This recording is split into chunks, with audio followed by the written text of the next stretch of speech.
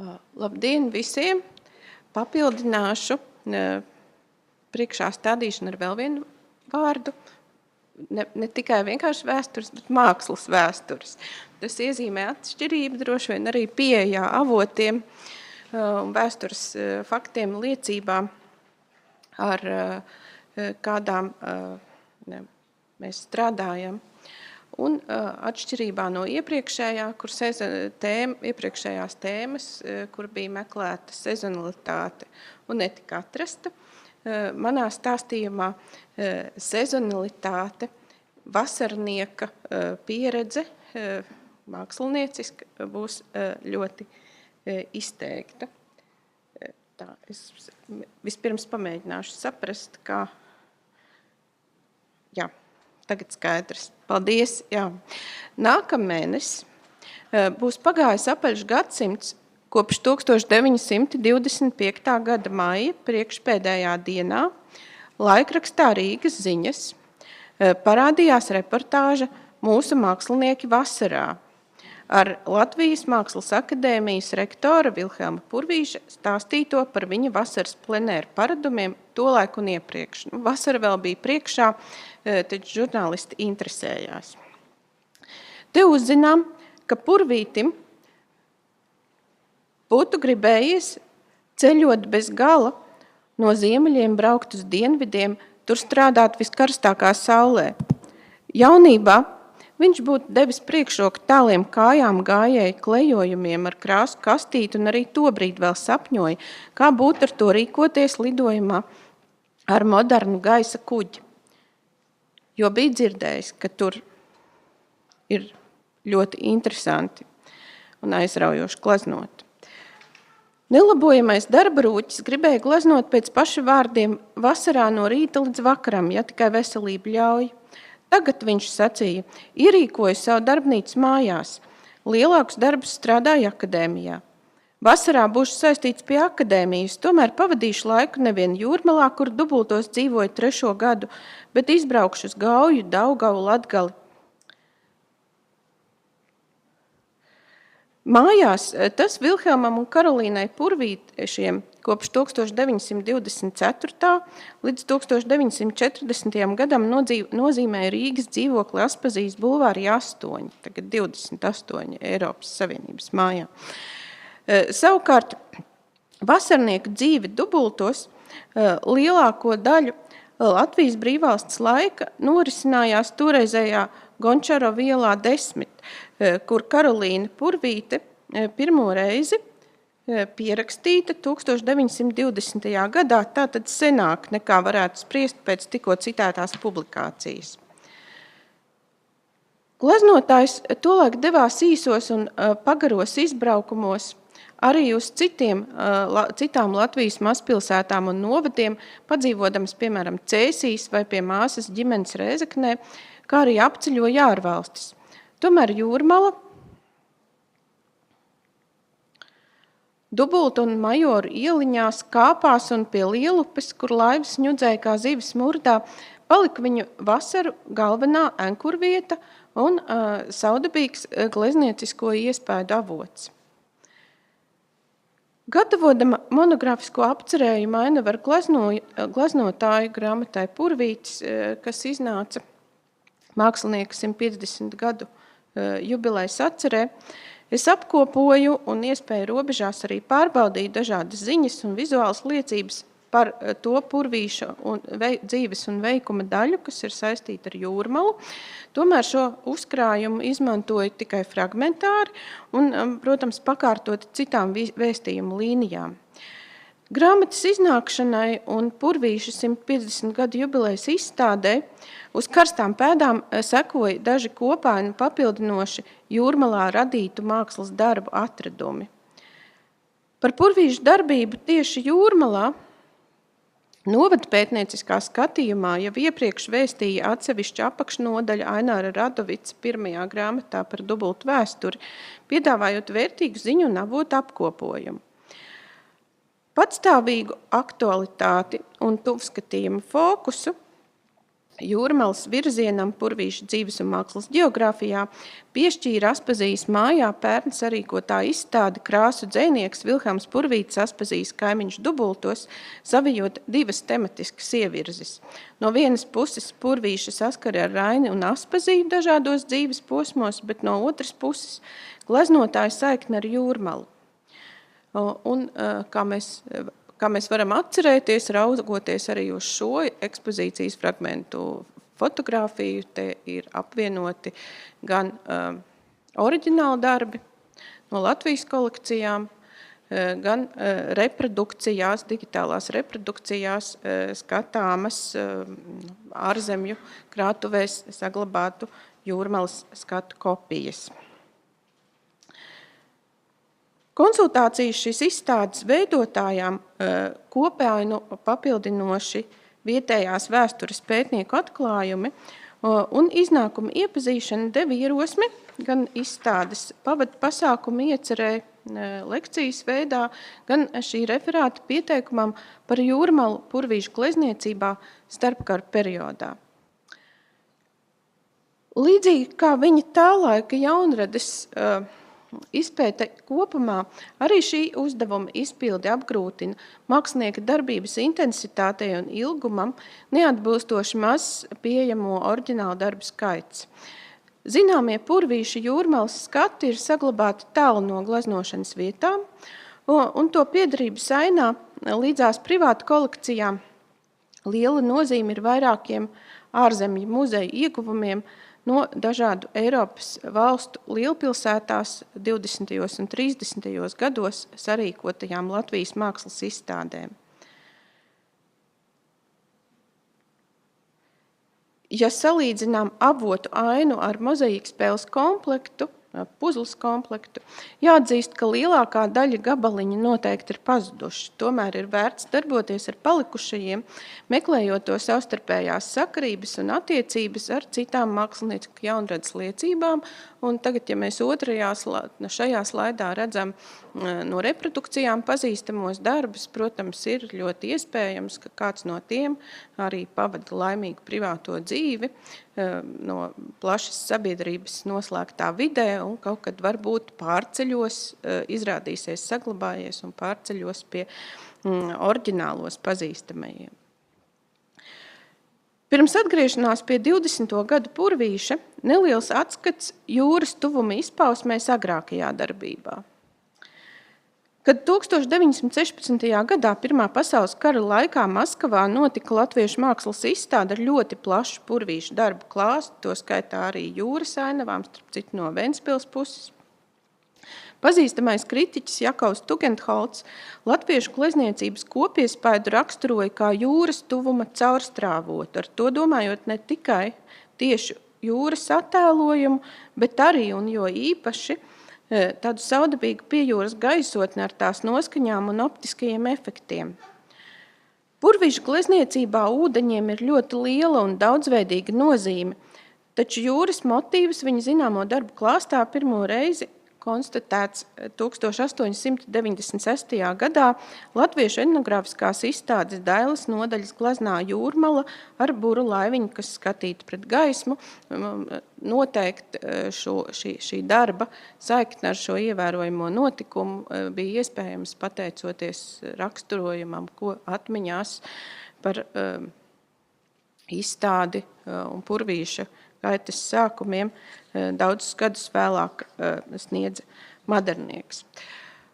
Ar 20. gadsimta pirmajiem gadiem saistāma 1943. gadā Purvīša gleznu krāsaino reprodukciju mapē publicētā glezna Jūra ar mākslas vēsturnieku Jāņa Siliņa komentāru par spara pilno jūras plūdumu, kurā jūtams telpas plašums un dabas spēka varenums. Savukārt pie jūgenstila grafikas spilgtākajiem paraugiem Latvijā noteikti pieder žurnālā Vērotājs 1903. gadā publicētais Purvīša zīmējums Priedis Jūrmalā, pēc Jaņa Rozentāla vārdiem attēlojot brīdi, kad visa daba it kā atduses pēc liela uztraukuma un tikai jūra dziļiem elpas vilcieniem, kas liekas it kā pašas dabas pulsa kārtīgie sitieni, liek nojaust dzīvību šai pirmatnēji cēlajā dabas ainā. No atsevišķām lapusēm epizodēm par veselu nodaļu jūra Purvīša glezniecībā kļuva laikā no 1906. līdz 1909. gadam, kad viņš strādāja par zīmēšanas skolotāju Tallinā, tolaik Rēvelē, brīvajā laikā gleznodams gan pilsētas ielās, gan pie jūras Kadriorgas priekrastē un citur pilsētas apkaimē. Robeža starp pēdējo semestri Rēvelē un jauno darba cēlienu Rīgā 1909. gada vasarā iezīmēja apmēram 4 nedēļas ilgs ziemeļu dabas studiju ceļojums ar Tvaikone okeānija no Hamburgas vedot uz Edinburgu, Skotijā, Orkniju un Fēru salām, Islandi un Špicbergenu un Nordkapu, kā arī atceļā, ļaujot vērot klinšu ieskautos Norvēģijas fjordus.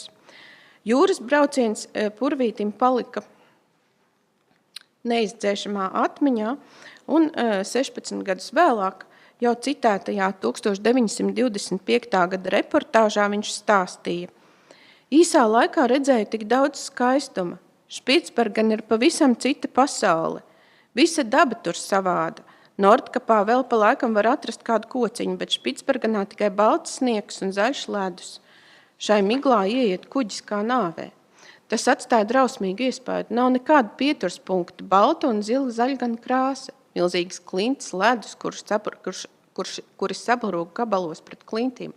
Katru minūti kuteri var salauzt vai iznīcināt. Purvīša jaunradis pamatīgais pazinējs Roderiks van Engelhards 1912. gada apcerē par gleznotāju izteica pamatot minējumu, ka ziemeļnieciskajā kuģojumā gūtās ierosmes mainījušas arī Purvīša skatījumu uz it kā pierasto dzimtenes ainavu.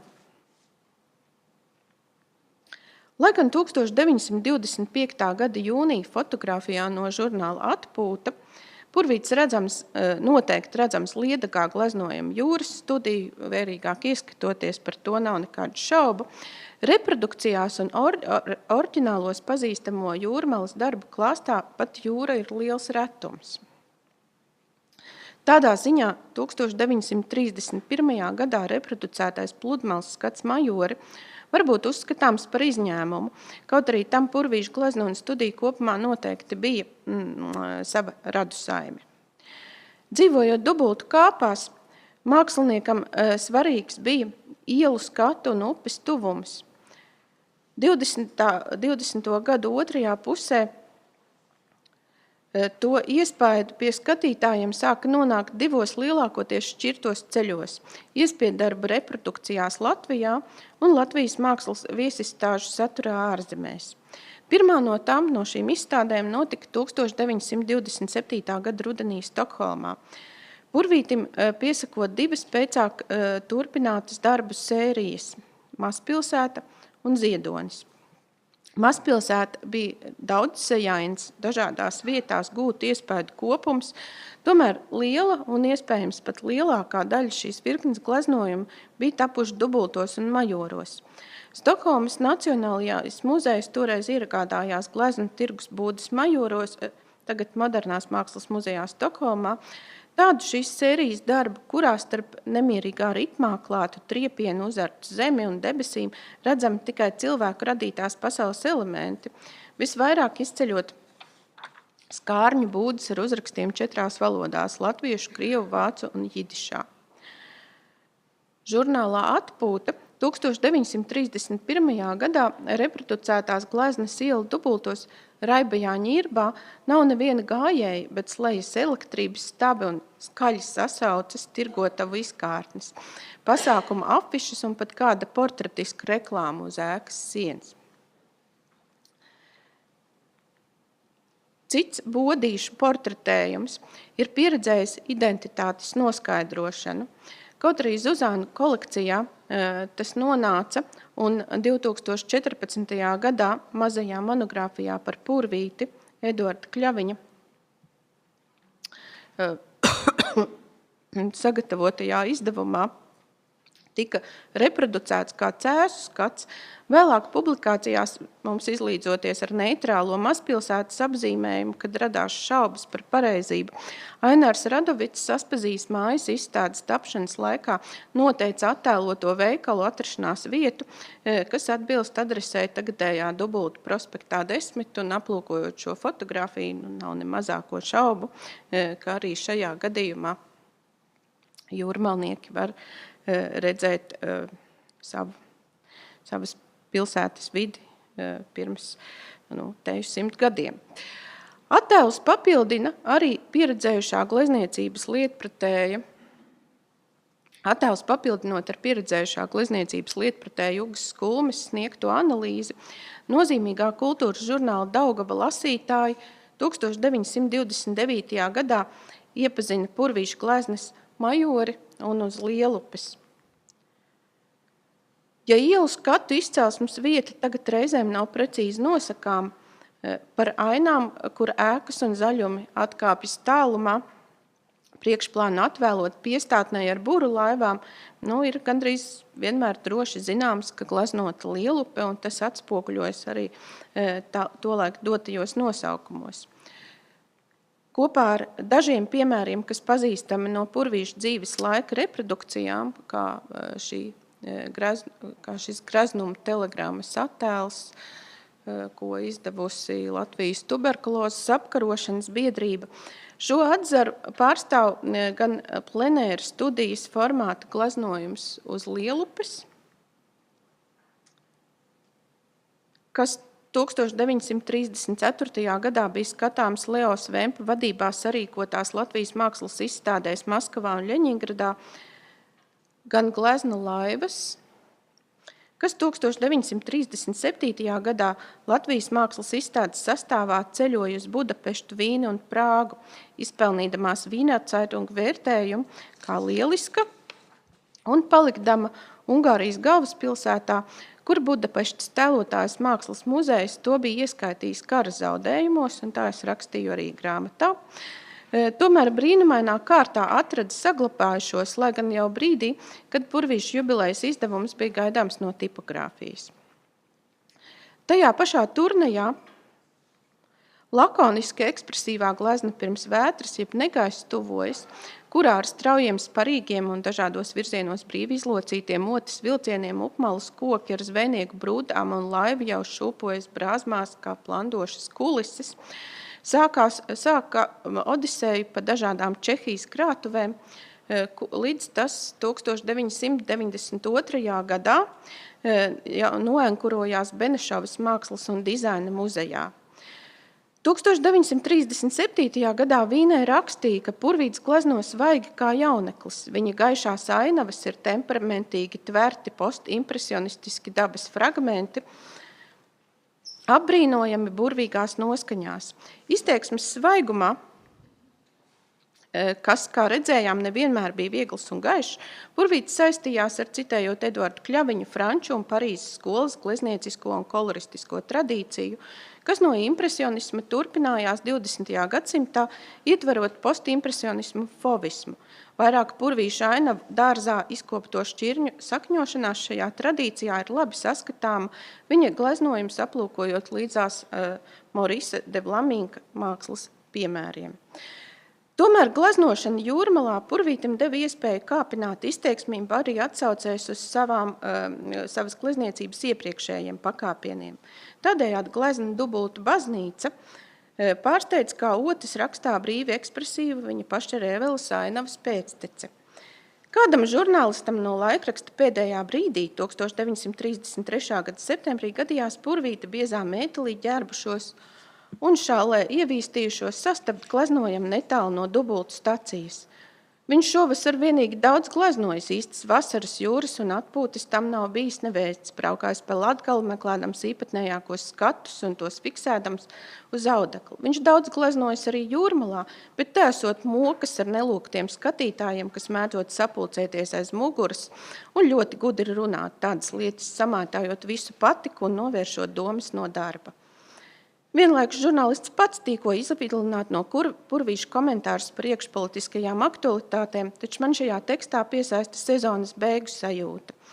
Par topošā gleznojuma raksturu nekas nebija sacīts, tomēr uzburtā aina par salstošo Purvīti, kam kļūst par augstu Jūrmalā, viegli ļauj iztēloties tādas lielapas motīvu gleznojumus, kuri tapuši pelēcināti tuvinātā gammā, gandrīz monokromā, bet izceļas ar ritmisku nemieru, kā vēl viena glezna, kas Purvīša jubilejas izstādes laikā speciālistu redzeslokā nonāca no privātu kolekcijas Zviedrijā. Avoti liecina, ka saikne ar Jūrmalu gleznotājiem saglabājās līdz 30. gadu nogalē, kad Purvīša ģimene par brīvdienu mītni sāk īrēt ārsta Ādama Melngalvi villu Agnese Siguldā, kur reizē ar gleznājumu vidi bija pieejams arī medicīniska palīdzība. Kopumā gan šajās, gan citos Jūrmalas motīvu attēlojumos risinātie gleznieciskie uzdevumi, ko 20. gadu beigās savās apcerēs sevišķi atzinīgi iztirzāja Ugas Kulme, daļai iekļaušanās Purvīša veidotajā sērijā Mazpilsēta, gleznu starptautiskās gaitas mākslinieku dzīves laikā, ekspresīvi kāpinātā pēctecīgā sabalsošanās ar Purvīša Rēveles jeb Tallinas periodu glezniecības raksturu un Francijas mākslā saskatāmais jaunu analoģiju loks neļaujušos plašas parādības fragmentus uzlūkot par nacionālā lielmeistara vaļas brīža eksponatiem, kā to varētu uztvert Purvīša svinīgo pavasara ūdeņu cienītāji. Šie darbi drīzāk veredina ieraudzīt likumsakarīgu attīstību, kas piešķīra svaigu spirktuma nianses Tugendholda 1916. gada atziņai par jūras tuvuma caurstrāvojumu kā latviešu glezniecības īpatnību. Atceroties Jaņa Rozentāla 1897. gadā rakstīto par Johana Valtera diplomdarbu Tirkus Jelgavā, kurā viens no modeļiem ir arī Purvītis, kā gaismas un dzīvības viscaur piepildītu gabalu no īstas, proti Jelgavas dzīves, Purvītim iespējams pateikties par gleznieciski pārtulkotu un dinamisku Jūrmalas dzīves mozaīku. Lai gan mums tagad pazīstamo oriģinālu darbu skaita radīšanai būtu pieticis ar vienu vasaru no daudzajām, šis ņirbošā veselumā sakausētais brīvvalsts gada laiks, aizņemoties vārdus no mākslinieces un rakstnieces Margaritas Kovaļevskas jaunības atmiņām par 1930. gada dzīvi Jūrmalā, atklājas kā neparasti raiba un krāsās koša vasara. Viss griežas virpuļos. Paldies!